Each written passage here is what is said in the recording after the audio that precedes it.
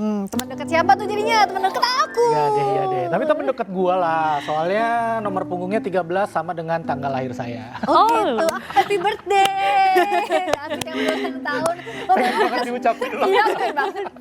Dan kita sudah kedatangan tamu istimewa kita, pemain timnas putri Indonesia Syafira Ika Putri. Hai. Halo, Ika ya. Iya, panggilan Ika, akrabnya ya. Coba dicek dulu. Oke, kita kalau tadi kan udah terbukti kan. Akurasi passingnya masih belum pas. Coba kita buktikan langsung ke suhunya. Ini skill beneran nih. Ini skill beneran nih. Iya, boleh ada berapa Ya, persen? ya. Gak usah. Jangan terlalu jago, jangan terlalu.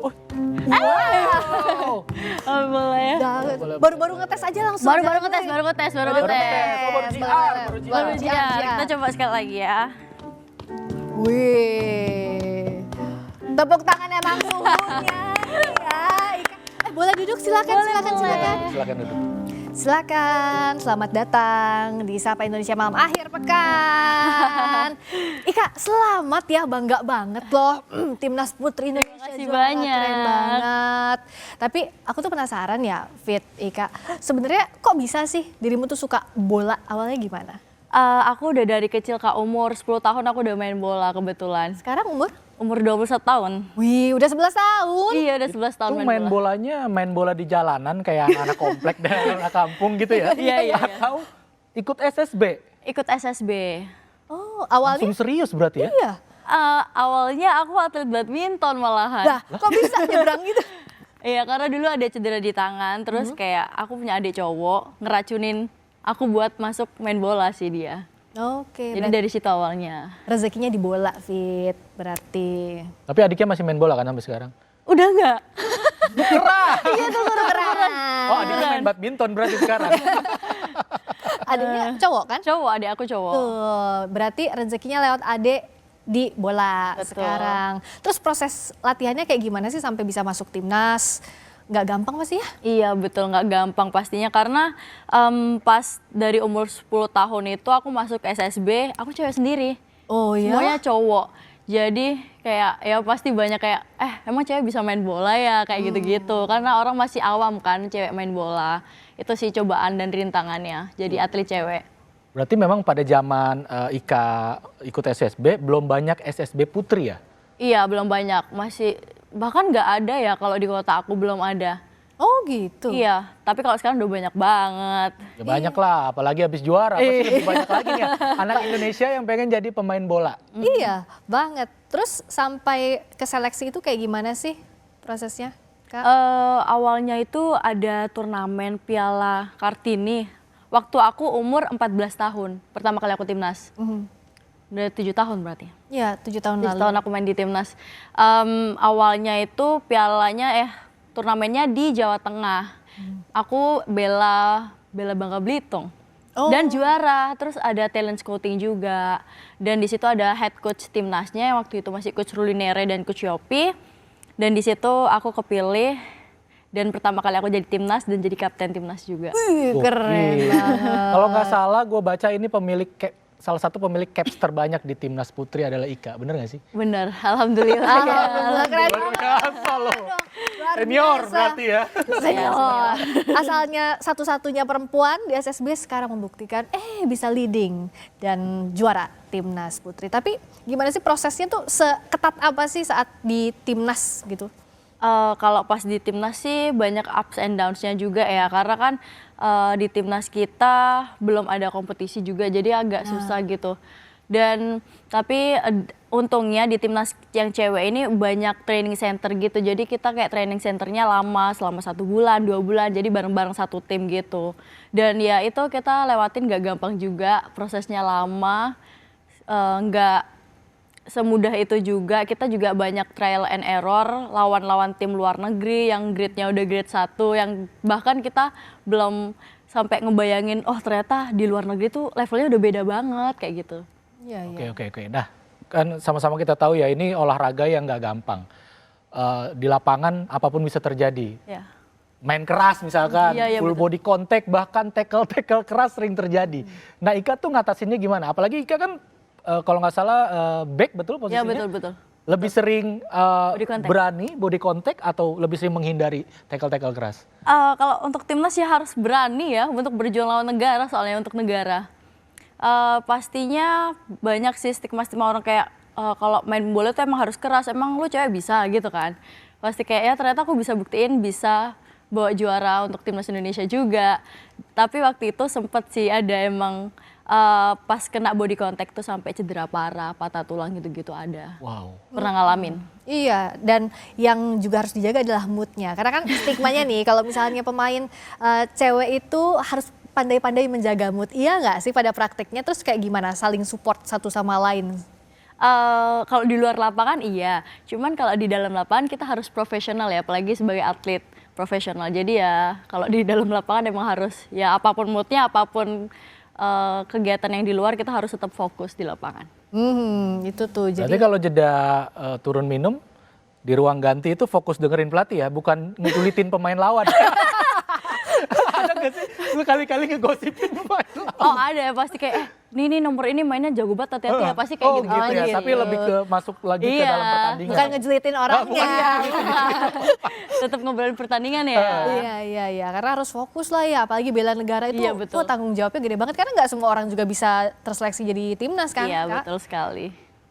Terus kalau selama latihan bareng teman-teman apa aja sih kendala yang dihadapin? Kalau latihan bareng teman-teman sih mungkin kalau untuk timnasnya sendiri aku pengennya lebih banyak training center dalam waktu jangka lama aja ya, karena kan kita belum ada liga, jadi kayak mungkin anak-anak kurang jam terbang untuk main bola gitu sih. Jadi ya semoga PSSI makin banyakin jam terbang untuk pemain ceweknya di Indonesia. Oke, Ika sorry nih. Kalau jadi malu sih ngomong ya sih. Maksudnya saya mau bilang kalau saya stalking Instagramnya Ika. Kelihatannya Ika nih glowing banget. Padahal kan yang namanya latihan, apalagi pertandingan. Iya. Wah itu udah pasti benar-benar menguras Keringetan. energi, keringet. Menguras energi. Rahasianya apa tuh biar kelihatan Glowing. glowing?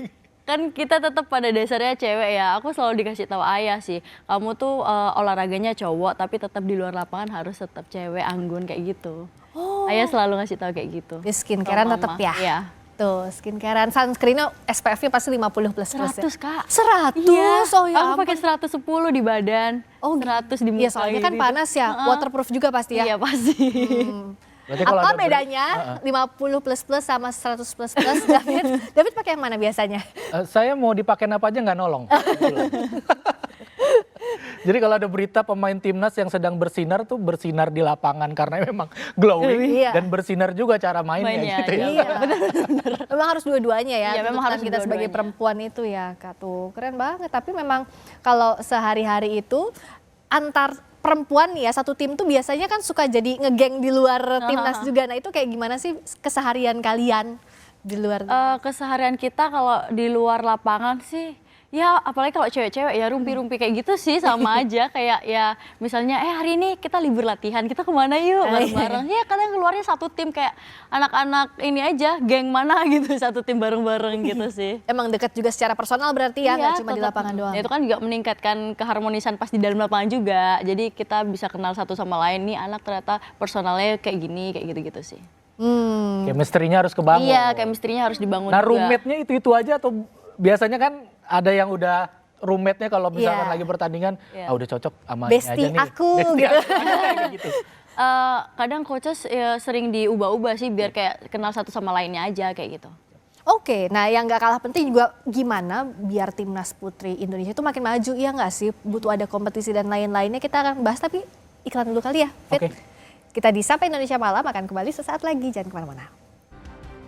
Kembali lagi di Sapa Malam Kompas TV akhir pekan, kali ini masih bersama jagoan kita Ika. Ada pertanyaan yang gue lempar ke X tadi, wah warga X excited banget pengen tanya ke Ika. Ini titipan dari netizen nih. Pertanyaannya udah gue saring, yang pertama adalah soal kenyamanan. Ika pernah jadi right back, center back, pernah jadi gelandang juga. Paling nyaman main di posisi mana? Aduh semuanya nyaman lagi. Yang terakhir dimainin waktu final menang? Center back. Center back? Ya, Center back. center back. Tapi kan tingkat kesulitannya beda-beda ya? Iya pasti beda-beda sih. Kalau di center back tuh lebih kepada apa, emang sering body contact, kontrol duel bola atas gitu ya. Kayak gitu sih. Center back ternyata. Yang pertanyaan berikutnya ini emang netizen kan wajar ya kalau julid ya, jangan salahkan saya. Katanya nih ada stigma yang menyatakan kalau pemain sepak bola wanita tuh banyak yang jadi selebgram. Apa komentar Ika? Menurut aku ya, kalau misalnya dia masih bisa jaga fokusnya lebih ke atlet, ya why not? Jadi tetap harus bisa profesional sih intinya. Jadi ya emang harus fokus dulu menjadi atlet. Baru yang lain-lainnya bisa jadi side jobs atau apa mungkin. Kelihatan lah dari Instagramnya Ika setelah saya stalking juga lebih banyak dia ngepost aktivitasnya sebagai pemain timnas. Latihan, tanding, terus kadang ngasih sharing, ngasih coaching ke followers-followersnya. Betul. Keren. Sekarang kita main games. Oke. Gamesnya 5 aside. Ini pilih 5 pemain favorit timnas Indonesia versi Ika. Kita ranking ya dari nomor 5 dulu. Yang kelima. Biar seru. Saya juga versi saya, tapi saya versi timnas putranya. Kalau bukan Ika punya versi timnas putri, silakan. Oke.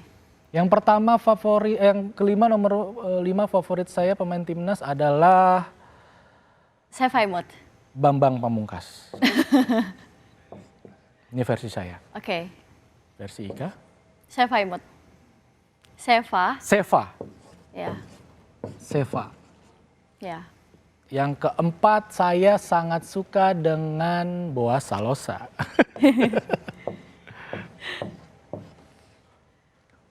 Salika.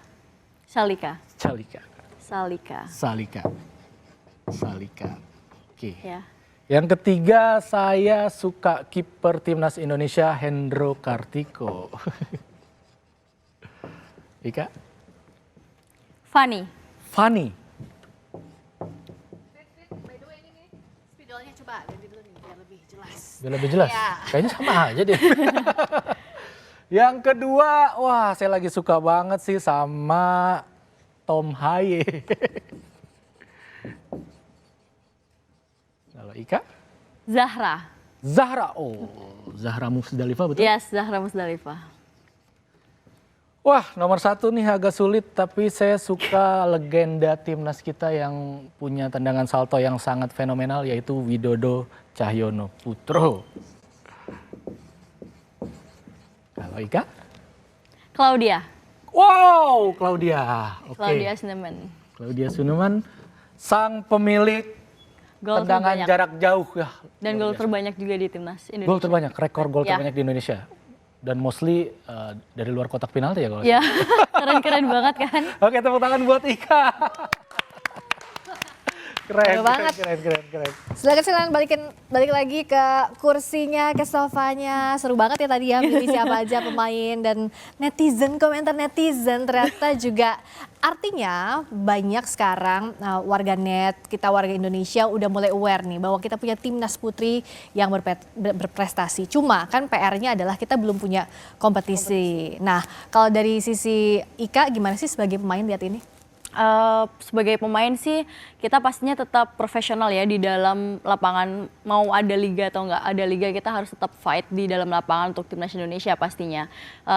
Saya berharap sih semoga liga di Indonesia untuk wanita cepat digulir biar ya mungkin sepak bola Indonesia belum ada liga aja udah juara AFF. Mungkin kalau udah ada liga bisa masuk Piala Dunia juga, kan nggak ada yang tahu. Iya, amin. Tapi kalau nama-nama yang saya sebutin nih, Ika kenal nggak tadi? Ada BP, Boas. Kenal dong, legenda juga kan Ya. sepak bola cowok di Indonesia. Tuh, kenal. Jadi jangan bilang jebakan umur ya. Jangan bilang saya doang yang tahu. Ini Ika juga pengetahuan tahu. dan harus kenal dong ya. Nah, kalau Bang David nih mengamati sepak bola putri kita kan gimana nih? Apa yang diharapkan sebagai dirimu yang suka mengamati sepak bola? Iya, kalau yang saya bilang tadi, Claudia saya ingat karena gol-golnya sangat spektakuler. Yes. Yang saya rasa, saya pun sebagai seorang laki-laki yang masih suka main football, sangat sulit kayaknya bikin gol kayak gitu ya. Jadi artinya permainan sepak bola ini bukan cuma milik laki-laki, justru perempuan juga bisa membuktikan bisa kompetitif di tengah lapangan dan juga bisa menghasilkan gol-gol indah.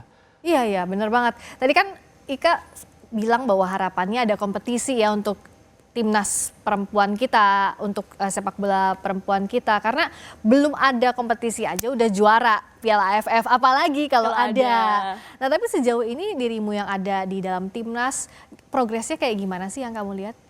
Menurut aku dari tahun ke tahun hingga akhir tahun ini, menurut aku progresnya udah cukup baik dan sangat baik ya, karena udah menjuarai Piala AFF yang itu. Apa sih yang bikin kalian bisa prestasinya luar biasa meskipun gak ada kompetisi? Gimana cara latihannya atau apanya sih yang menurutmu bisa melesat kayak gini? Kemampuan dari diri masing-masing pemain sih menurut aku. Karena kita kan juga udah kenal lama sama masing-masing pemain, dan kita juga ada TC jangka panjang yang bikin kita lebih mengenal diri kita masing-masing dan diri teman kita masing-masing juga. Dan menurut aku mentalitas anak-anak ini mentalitas juara sih. Berapa lama sih TC-nya itu kalau yang dirimu Total ikuti? sih udah 3 bulan. Oh 3 bulan ya? Ya, di Jepang, di Belanda, dan Laos terakhir. Intens dan memang ke berbagai negara juga, Fit. Iya, yang satu penasaran, yang bikin saya penasaran adalah kalau kompetisi ada liganya, ada kompetisinya, kan persaingannya otomatis di liga ya, supaya pemain menonjol di klubnya masing-masing supaya tadi terpantau oleh head coach gitu. Nah kalau di timnas putri kan liganya nggak ada nih, berarti persaingannya tuh di mana? Klub nggak ada. Atau ada waiting list di bawah gitu yang dilihat kalau performanya menurun sudah ada pemain yang sedang dipantau gitu? Iya seperti itu sih, mungkin pas kita kan di training center juga in out pemain kan. Jadi kayak kita seleksi juga di TC itu, di timnas tuh seleksi juga. Pertama tuh mungkin ada 30 anak yang masuk, terus ada pencoretan, terus ada lagi yang masuk. Jadi kayak ada yang keluar, ada yang masuk terus. Jadi yang bakal stay tuh yang di pas deket-deket mau turnamen tuh ada cuma 20, mungkin dari 100 atau 150 yang diseleksi dari turnamen-turnamen yang terakhir gitu. Yang dilihat performanya masih di atas rata-rata kayak gitu sih. Jadi memang prosesnya juga nggak gampang ya, Fit ya.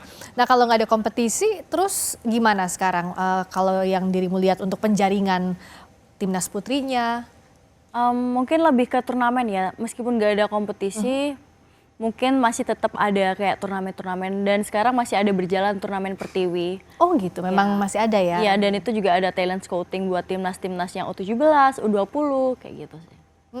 Nah berarti mungkin untuk menatap next kompetisi di 2025 tadi ya, Asian Women's Cup, apakah skuad yang sama ketika menjuarai AFF atau mungkin nanti ada pembaruan-pembaruan? Nah itu kita lihat performa terakhir anak-anak. Nah yang performanya masih tetap baik, bagus, dan tetap di atas rata-rata, dan itu mungkin dia bakal tetap stay di timnas sampai turnamen tersebut dilaksanakan. Meskipun juara kan pasti tetap ada evaluasi ya, pasca tetap, tanding. Itu betul. kayak gimana yang didapatkan oleh timnas? Evaluasinya sih ya itu tergantung dengan dari coach Mochinya sendiri ya, head coachnya.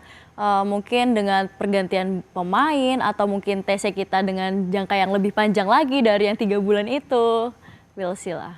Tapi Coach Mochi gimana sih untuk melatih kalian itu timnas putri? Seperti apa Coach pola latihannya? Mochi itu orangnya tegas di dalam lapangan, tapi di luar lapangan tuh fun. Oh gitu? Iya lucu banget, kayak lucu aja gitu, suka ngelawak bahkan kayak gitu-gitu, suka ngehibur kita. Mungkin udah anggap kita anak beliau sendiri mungkin ya, seperti itu sih. Jadi tetap profesional pasti. Iya. Ya, banyak pecinta sepak bola juga yang suka jadi pelatih dadakan nih ya. Ya, di X, di Instagram juga kalau timnas performanya lagi drop tuh suka banyak yang kenapa nggak mainin ini Betul-betul, komen-komen ya banyak ya. Komen-komennya tuh sosok ngerti bola gitu ya. Si paling coach gitu ya. Si paling coach. Dan menurut Ika dengerin kata netizen atau kata pelatih? Dengar kata pelatih dong. Tapi kalian masih suka baca komen-komen netizen gitu gak sih? Kadang aku suka baca tahu kalau lagi gabut gitu, kayak ya udah aku baca aja. Kadang kalau ada yang positif ya oke aku ambil, kalau negatif lah ya udah kayak ya udah mau gimana lagi gitu sih paling. Tapi kalau dimarahin pelatih gitu nggak pernah baper? Enggak dong, karena mentalitas kita udah diuji dari lama banget, jadi kayak ya udah mungkin kan pelatih marahin dan ngasih tahu tuh pasti ada sebabnya dan tujuan yang baik untuk kita sendiri. Iyalah ya, daripada ngedengerin netizen nih kalau yang kritik mendingan dengerin kata pelatih ya. Betul. Pernah nggak dalam kondisi di mana di babak pertama banyak kesalahan gitu, bahkan mungkin lawan lebih dominan, kata-kata pelatih yang membangkitkan semangat teman-teman untuk rise up di babak kedua tuh? Oh yang kemarin yang final kan sempat masih 0-0 babak pertama. Yang lawan Kamboja Ya. kemarin. Iya. Udah. Oh yang ini pertandingan pertama lawan Kamboja juga. Kita sebelum final ketemu pernah Kamboja ketemu itu di grup iya juga? ketemu di grup dulu sama Kamboja dan itu 0-0. Dan di pertandingan yang final kita ketemu lagi dan coach selalu bilang ini waktu kalian. Kalau nggak sekarang mau kapan lagi? Itu sih. Apa yang ada di pikiranmu waktu itu? Kan 0-0 final, pressure-nya makin tinggi Iya pasti kan. pressure-nya makin tinggi. Udah mau babak kedua lagi kan. Tapi coach juga udah ngasih yang terbaik dengan cara pas mengevaluasi kita. Jadi kita habis pertandingan tuh dikasih kayak semacam ini loh pas kita main ditayangin lagi yang pertandingan pertama terus ini kesalahan kalian kayak gini ya jangan diulangin lagi dan dicari kelemahan lawan di mana. Terusan lawan kuatnya yang di bagian mana. Nah kita berusaha untuk nutupin dan dia ternyata taktiknya berhasil untuk di final. Nah, treatment head coach beda nggak sih apa treatmentnya yang dirasain teman-teman? Entah mungkin secara ya kita sama-sama tahu ya, saya pengamat sepak bola juga sering lihat pelatih yang temperamen, kalau di ruang ganti tuh ya kan suka ngelempar barang, Iya, suka mukul lemari. Nah, treatment yang dirasain teman-teman tuh seperti apa untuk membangkitkan semangat biasanya? Kalau Coach Mochi sih lebih ke kata-kata motivasi ya. Dia tuh menurut aku orangnya nggak berat temperamen atau marah atau kalau ngasih tahu pun harus lembut banget. Kalau ngasih tahu pun nggak kayak yang nada tinggi tuh nggak bahkan. Dan kayak misalnya ngasih tahu kita masih kalah atau apa, nggak apa-apa kita coba lagi kurangin kesalahan masing-masing, perbaiki di babak selanjutnya kayak gitu-gitu sih. Ngomong-ngomong Coach Moshi, aku tuh kan lihat ya waktu kalian dapat medali itu Iya. ya, Coach Moshi sampai ngeliatin bolak-balik medalinya Iya, kayak betul-betul. nggak percaya itu kayak gimana sih suasananya di lapangan waktu itu? Saya aja merinding nontonnya. Suasananya sih mungkin pasti beliau sangat senang dan bangga ya. Apalagi aku ngeliat Coach Mochi itu orangnya bener-bener rajin banget sampai beliau kan belum hafal Indonesia Raya kan. Beliau sampai bikin print sendiri pas nyanyi Indonesia Raya dia baca. Beliau baca sambil nyanyi Indonesia Raya pas berkibar benderanya itu. Luar biasa ya, dan kebayang bagaimana suasana kalian waktu itu ya, sempat 0-0 terus Iya. bisa membalas di babak kedua akhirnya dapat medali itu ada di tangan kalian tuh pasti luar biasa bangganya ya. Pasti. Nah, kalau ngomongin temen seperjuangan nih, kalau di dalam lapangan pasti ya kan kita fokus ke pertandingan. Tadi kan ada kehidupan di luar lapangan. Iya. Biasanya kan ada prediksi si paling gitu ya. Si paling julid, si paling cerewet, si paling pemberi semangat, Si paling si sabar. paling sabar. Ada gak? Ada, pastinya ada. Karena kan cewek dengan berbagai macam moodnya banyak sekali ya. Jadi ya banyak juga teman-teman yang kayak gitu. Kalau si Paling julid siapa? Si paling julid. Paling julid, Zahra. Zahra kalau lagi nonton. Zahra. Tapi seru ya kalau Tapi seru sih. si paling bestie siapa bestinya? Zahra juga karena Oh, iya. Zahra, Salika, kita bestinya tuh berlima. Kalau si paling Sama Klau. sentimental, gampang tersentuh perasaannya sampai nangis. Aku. Ika. Serius? Iya serius. Momen-momen apa biasanya yang nggak tahan untuk meneteskan air mata? Ya kalau kayak menang kemarin gitu kan, aku saking terharunya karena kan udah 7 tahun di timnas baru ini juara. Betul. Oh iya, dan Apa-apa. kayak iya gitu apa-apa sih. jadi ke bawah Iya, jadi suasana ke bawah ya. Tapi berikutnya kan pasti ada harapan besar nih Ika udah dapat juara Piala AFF barengan sama timnas tentunya. Nah, kedepannya apa sih yang diharapkan biar prestasinya lebih melesat lagi? Mungkin aku lebih berharap ya dengan kita bisa juara di Piala AFF ini membuka jalur untuk bisa cepat dilaksanakan Liga 1 wanita ini agar ya mungkin kita bisa lebih berkembang, lebih bagus lagi, lebih baik lagi ke depannya untuk Indonesia pastinya. Amin, amin. Oke, terima kasih ya Ika atas sharing-sharingnya ya. Kita Iya. tunggu kompetisi berikutnya dan kita nggak sabar lagi ngelihat sepak terjang teman-teman Ika. di Nanti timnas. kalau Ika tanding kita nonton jangan lupa dadah-dadah ke kita ya. Sama saya. Titip satu boleh untuk next turnamen, mungkin saya boleh minta satu jersey dari Boleh. karena nomornya 13 sesuai dengan tanggal lahir saya. Sekali lagi thanks banget ya Ika Terima ya. kasih banyak. Ditunggu kita ketemu lagi.